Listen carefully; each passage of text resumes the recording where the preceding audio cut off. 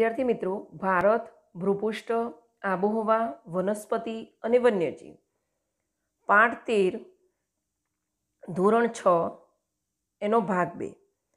ભાગ 2માં જતાં પહેલાં આપણે ભાગ 1ની અંદર તો કે ભારત એક વિવિધતાવાળો દેશ છે, એના પ્રાકૃતિક વિભાગો, પછી ઋતુઓ શિયાળો, ઉનાળો, ચોમાસું અને પાછા ફરતા મોસમી પવનોની ઋતુ, એના વિશે સમજ મેળવી. હવે આપણે ભાગ 2 જોઈશું. તો વનસ્પતિ, જંગલોના પ્રકાર. આપણી ચોતરફ વિવિધ પ્રકારના ઝાડ છોડવા અને ઘાસ જોવા મળે છે. કેટલીક વનસ્પતિ સુંદર મજાના ફૂલોવાળી તો કેટલીક કાંટાળી હોય છે. અમુક વૃક્ષો ઘેઘૂર ઘટાદાર તો અમુક નીચા અને પાંખા હોય છે. વનસ્પતિ એક પ્રદેશ કરતાં બીજા પ્રદેશમાં અલગ અલગ હોય છે. આ વિવિધતાનું કારણ આબોહવામાં રહેલી ભિન્નતા છે. આ આબોહવાને કારણે આધારે જ વનસ્પતિના પ્રકાર પાડવામાં આવે છે. તો વરસાદનું પ્રમાણ વનસ્પતિની આ વિવિધતા સર્જન માટેનો મુખ્ય આધાર છે. એટલે આપણે જંગલોના પ્રકાર જોઈશું. એની વિવિધતાના કારણે આબોહવામાં કેવું છે? ભિન્નતા. અને આબોહવાના આધારે પ્રકાર પાડવામાં આવે છે. હવે આપણે વનસ્પતિમાં જંગલોના પ્રકાર જોઈશું. હવે જંગલોના પ્રકાર આ મુજબ છે. ઉષ્ણકટિબંધીય વરસાદી જંગલો, તો કે જ્યાં વરસાદનું પ્રમાણ વધારે હોય છે ત્યાં ઉષ્ણકટિબંધીય વરસાદી જંગલો આવેલા હોય છે. આ જંગલોના વૃક્ષો ઘેઘૂર અને ઘટાદાર હોવાથી સૂર્યના કિરણો જમીન સુધી પહોંચી શકતા નથી. અનેક જાતના વૃક્ષો, વેલાઓ અને છોડવા ત્યાં જોવા મળે છે. બધી જાતના વૃક્ષોમાં એક સાથે પાનખર આવતી નથી, પણ વર્ષભર અલગ સમયે આવતી હોવાથી તે હંમેશા લીલાછમ દેખાય છે. આ પ્રકારના જંગલો પશ્ચિમ ઘાટના કિનારા તરફના ઢોળાવોમાં, પટ્ટી રૂપે અને અંદમાન નિકોબાર ટાપુઓમાં તથા ઉત્તર પૂર્વ ભારતના કેટલાક ભાગોમાં આવેલા છે. મહોગની, રોજવૂડ, નેતર વગેરે વૃક્ષો અહીં જોવા મળે છે. બરાબર છે? ચલો, હવે છે ઉષ્ણકટિબંધીય વરસાદી જંગલો. તો એની અંદર શું આવશે? તો કે જ્યાં વરસાદનું પ્રમાણ વધારે હોય એને ઉષ્ણકટિબંધીય વરસાદનું પ્રમાણ વધારે હોય તો ઉષ્ણકટિબંધીય વરસાદી જંગલો કહેવાય. હવે એની વિશેષતા શું છે? તો કે જંગલોના વૃક્ષો ઘેઘૂર અને ઘટાદાર હોવાથી સૂર્યને કિરણો જમીન સુધી પહોંચી શકતા નથી. બરાબર છે? હવે આમાં એક મેઇન વિશેષતા શું છે? તો કે એક સાથે પાનખર નથી આવતી, એ વર્ષભર લીલાછમ દેખાય છે. હવે આ પ્રકારના જંગલો ક્યાં ક્યાં જોવા મળે? તો કે પશ્ચિમ ઘાટના કિનારા તરફના ઢોળાવોમાં, પટ્ટી રૂપે અને અંદમાન નિકોબારના ટાપુઓમાં, ઉત્તર પૂર્વ ભારતના કેટલાક ભાગોમાં જોવા મળે છે. હવે ઉષ્ણકટિબંધીય વરસાદી જંગલો એટલે કયા કયા? તો કે મહોગની, રોજવૂડ અને નેતર.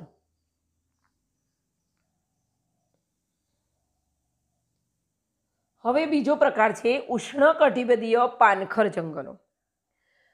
આ પ્રકારના જંગલો ભારતમાં ઘણા મોટા ભાગ પર આવેલા છે. આ જંગલો ઊંચા ઘટાદાર હોય છે. તેમાં પાનખર ઋતુ દરમિયાન વૃક્ષો પાંદડા ખીલવે છે. આથી તેને ખરાવ મોસમી જંગલો એવા નામે પણ ઓળખવામાં આવે છે. સાગ, સાલ, વાંસ, મહુડો, લીમડો વગેરે વૃક્ષો આ પ્રકારના જંગલોમાં જોવા મળે છે. બરાબર છે? ચલો, હવે ઉષ્ણકટિબંધીય જંગલોમાં વૃક્ષો પાંદડા ખેરવી નાખે છે, એટલે એને કયા નામે ઓળખવામાં આવે છે? ખરાવ મોસમી જંગલોના નામે ઓળખવામાં આવે છે. હવે આ વૃક્ષોમાં કોનો કોનો સમાવેશ થાય છે? તો કે સાગ, સાલ, વાંસ, મવડો અને લીમડો. હવે છે સૂકા ઝાખરાવાળા જંગલો. તો કે આ પ્રકારના જંગલો ઓછા વરસાદના પ્રદેશોમાં જોવા મળે છે. ઓછો વરસાદ હોય ત્યાં. અહીં તથા વૃક્ષો કાંટાળા હોય છે. થોર, ખેર, ખીજડો, બાવળ, બોરડી વગેરે મુખ્ય છે. રાજસ્થાન, હરિયાણા, પશ્ચિમ ઘાટના પૂર્વીય ઢાળ પર અને ગુજરાતમાં જોવા મળે છે. બરાબર છે? ચલો, હવે સૂકા ઝાખરાવાળા જંગલોમાં કેવા પ્રદેશમાં જોવા મળે? તો કે ઓછો વરસાદ હોય ત્યાં. અને કેવા વૃક્ષો હોય? તો કે કાંટાળા. કયા કયા? તો કે થોર, ખેર, ખીજડો, બાવળ અને બોરડી. હવે આ વૃક્ષો કયા કયા વિસ્તારમાં જોવા મળે? તો રાજસ્થાન, હરિયાણા, પશ્ચિમ ઘાટના પૂર્વીય ઢાળ અને ગુજરાતમાં જોવા મળે છે. હવે છે પર્વતીય જંગલો. તો કે આ પ્રકારના જંગલો તેના નામ પ્રમાણે પર્વતીય વિસ્તારમાં જોવા મળે છે. પર્વતોમાં જુદી જુદી ઊંચાઈએ વિવિધ પ્રકારની અને આકાર વૈવિધ્ય ધરાવતી વનસ્પતિ ઉગે છે. આ સમુદ્ર સપાટીથી 1500 મીટરથી 2500 મીટર સુધી ઉગતી વનસ્પતિ શંકુ આકારની અને સોયાકાર પાંદડા ધરાવતી હોય છે. તેના આકાર પરથી આ વનસ્પતિ શંકુદ્રુમ વનસ્પતિ તરીકે ઓળખાય છે. ચીડ, દેવદાર, પાઇન વગેરે આ પ્રકારની વનસ્પતિ ગણાય છે. બરાબર છે? હવે પર્વતીય જંગલો કયા વિસ્તારમાં જોવા મળે છે? તો કે પર્વતીય વિસ્તારમાં. બરાબર છે? ચલો, હવે સમુદ્ર સપાટીથી કેટલા મીટર સુધી ઊંચી હોય છે? તો કે 1500 મીટરથી 2500. અને કેવા આકારની હોય છે? શંકુ આકારની. અને પાંદડા કેવા હોય? તો કે સોયાકાર.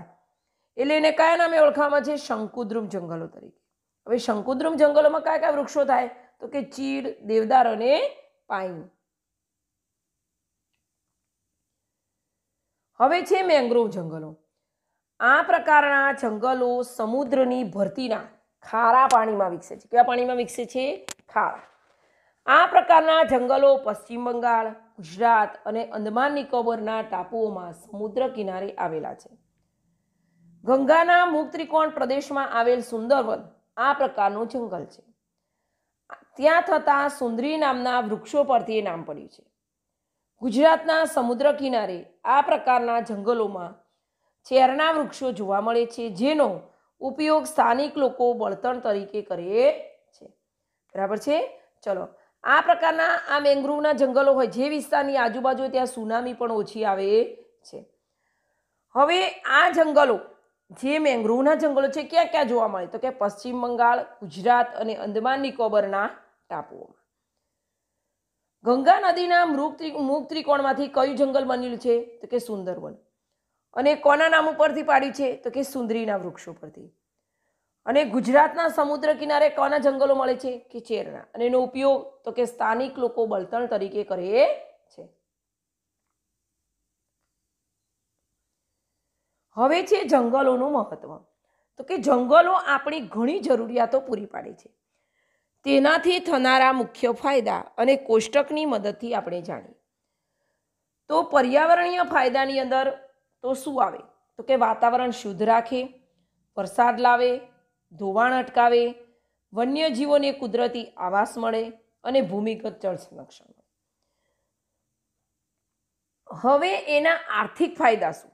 તો કે બળતણ અને ઇમારતી લાકડું, ઔષધિઓ, ઉદ્યોગો માટે કાચો માલ, ઘાસચારો, લાખ, રાળ, ગુંદર જેવી જંગલ પેદાશ. હવે આપણા દેશના જંગલોમાં વિવિધ જાતના વન્યજીવો વસે છે, જેમાં સસ્તન વર્ગના પ્રાણીઓ, પક્ષીઓ, જળચરો, ઉભયજીવીઓ, કીટકો, સરીસૃપો અને કીડાઓનો સમાવેશ થાય છે. વાઘ આપણા દેશના વિવિધ ભાગોમાં જોવા મળે છે. હવે જંગલોમાં કયા કયા વન્યજીવો જોવા મળે? તો કે સસ્તન વર્ગના પ્રાણીઓ, પક્ષીઓ, જળચરો, ઉભયજીવીઓ, કીટકો, સરીસૃપો અને કીડાઓનો સમાવેશ થાય છે. હવે આપણે આગળ જોઈશું. હવે વાઘ આપણા દેશના વિવિધ ભાગોમાં જોવા મળે છે અને તે આપણું રાષ્ટ્રીય પ્રાણી છે. જંગલી બકરીઓ હિમાલય અને નીલગિરીના પર્વતોમાં, હાથી અને એકશીંગી ભારતીય ગેંડા અસમના જંગલોમાં મુક્ત રીતે વિહરતા જોઈ શકાય છે. કેરળ અને કર્ણાટક રાજ્યના જંગલો હાથીઓ માટે જાણીતા છે. કચ્છ, સુરેન્દ્રનગર અને પાટણના સૂકા ક્ષેત્રોમાં ઘુડખર જોવા મળે છે. એશિયાઈ સિંહો સમગ્ર વિશ્વમાં માત્ર ગુજરાતના ગીરના જંગલોમાં જોવા મળે છે. હવે આપણું રાષ્ટ્રીય પ્રાણી કયું? તો કે વાઘ. હવે જંગલી બકરીઓ તો કે હિમાલયમાં અને નીલગિરીના પર્વતોમાં. હાથી અને એકશીંગી ભારતીય ગેંડા ક્યાં? તો કે અસમના જંગલોમાં. હવે હાથીઓ ક્યાં જોવા મળે? તો કેરળ અને કર્ણાટક રાજ્યના જંગલોમાં. અને ઘુડખર તો કે કચ્છ, સુરેન્દ્રનગર અને પાટણના સૂકા ક્ષેત્રોમાં. અને એશિયાઈ સિંહો ક્યાં જોવા મળે? તો કે ગીરના જંગલોમાં. હવે તમને જાણવું ગમશે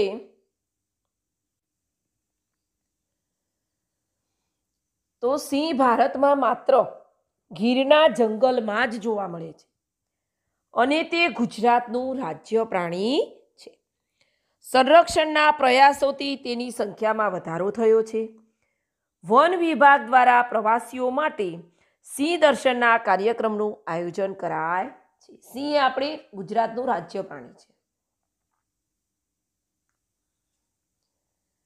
હવે ભારતમાં પક્ષીની અનેક પ્રજાતિ જેવી કે સારસ, બતક, કોયલ, પોપટ, ગોરાડ, ચીબરી, કાબર, સમડી, ગીધ, ગરુડ, ઘુવડ વગેરે વસે છે. મોર આપણું રાષ્ટ્રીય પક્ષી છે. આ ઉપરાંત ભારતમાં ગુજરાત, ઓડિશા વગેરે રાજ્યોના સમુદ્ર કિનારે સમુદ્રના કાચબાઓ ઈંડા મૂકવા આવે છે. આપણે ત્યાં સાપની ઘણી પ્રજાતિઓ જોવા મળે છે. તે પૈકીની મોટા ભાગની પ્રજાતિઓ બિનઝેરી છે, એટલે કે ઝેર વગરની છે. ચલો, ભારતમાં પક્ષીઓની કઈ પ્રજાતિઓ જોવા મળે છે? તો કે સારસ, બતક, કોયલ, પોપટ, ઘોરાડ, ચીબરી, કાબર, સમડી, ગીધ, ગરુડ અને ઘુવડ. મોર આપણું કેવું પક્ષી છે? તો કે રાષ્ટ્રીય પક્ષી છે. બરાબર છે. ચલો, અને સમુદ્ર કિનારે સમુદ્રના કાચબાઓ ઈંડા મૂકવામાં છે કયા પ્રદેશમાં? તો કે ગુજરાત અને ઓડિશામાં. હવે આપણે આગળ જોઈશું. આપણા દેશના જળાશયો અને જળપ્લાવિત વિસ્તારોમાં દૂર દૂર આવેલા ઠંડા પ્રદેશોમાંથી પક્ષીઓ શિયાળામાં બચ્ચા ઉછેરવા આવે છે. ગુજરાતનું નળ સરોવર, ખીજડીયા, થોળ, છારીઢંઢ એટલે કે કચ્છ વગેરે જગ્યાએ શિયાળા દરમિયાન હજારો વિદેશી પક્ષીઓ આવે છે અને શિયાળો પૂરો થતાં તે પોતાના વતનમાં પરત જાય છે. આવા પક્ષીઓ પ્રવાસી કે યાયાવાર પક્ષીઓ તરીકે ઓળખવામાં આવે છે. બરાબર છે. દૂર દૂરથી બીજા દેશોમાં આવે છે એને કયા પક્ષીઓ કહેવાય? યાયાવાર. બરાબર છે. ચલો, હવે ક્યાં ક્યાં આવે છે? તો કે ગુજરાતના નળ સરોવરમાં, ખીજડીયા, થોળ, છારીઢંઢ એટલે કચ્છ, એ જગ્યાએ પક્ષીઓ વિદેશમાંથી આવે છે. અને શિયાળો પૂરો થાય એટલે વતનમાં પાછા જાય. અને કયા પક્ષીઓ કહેવાય? યાયાવાર. હવે આપણે સુરખાબ વિશે જોઈશું. તો કે સુરખાબ નળ સરોવર, કચ્છના રણમાં તથા કાદવવાળા કે પાણીવાળા ક્ષેત્રમાં જોવા મળે છે. તે લાંબા પગ અને સફેદ ગુલાબી જાયવાળું શરીર ધરાવે છે. ભારતમાં માત્ર કચ્છમાં જ તે માળા કરે છે. જમીન પર કિચડવાળી ક્ષારીય માટીમાં નાનો ગોળ ટીંબો બનાવી તેના મથાળે ખારો કરી તેમાં ઈંડું મૂકે છે.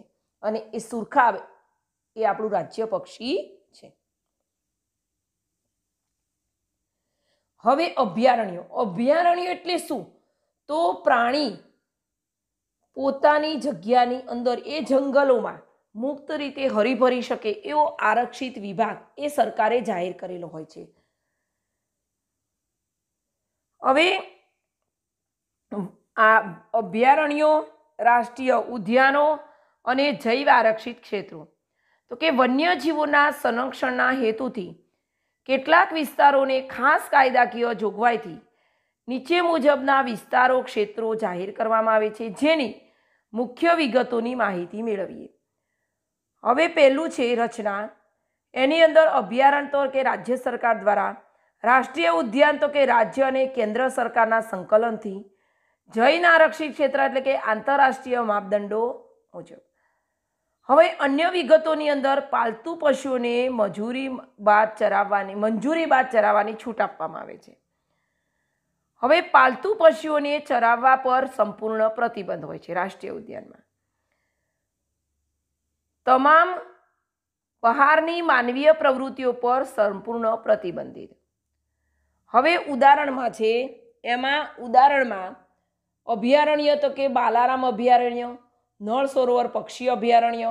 હવે રાષ્ટ્રીય ઉદ્યાન તો કે ગીર રાષ્ટ્રીય ઉદ્યાન, વેરાવદર રાષ્ટ્રીય ઉદ્યાન. હવે જૈવ આરક્ષિત ક્ષેત્ર તો કચ્છના રણનું આંશિક ક્ષેત્ર, નીલગિરીનું ક્ષેત્ર એટલે કે દક્ષિણ ભારત. જંગલો અને વન્યજીવોની સુરક્ષા આપણા સૌની જવાબદારી છે. તેના સરકાર દ્વારા ઘડવામાં આવતા કાયદા અને મૂકવામાં આવતા પ્રતિબંધોનો અમલ કરવામાં સૌએ કટિબદ્ધ થવું પડશે.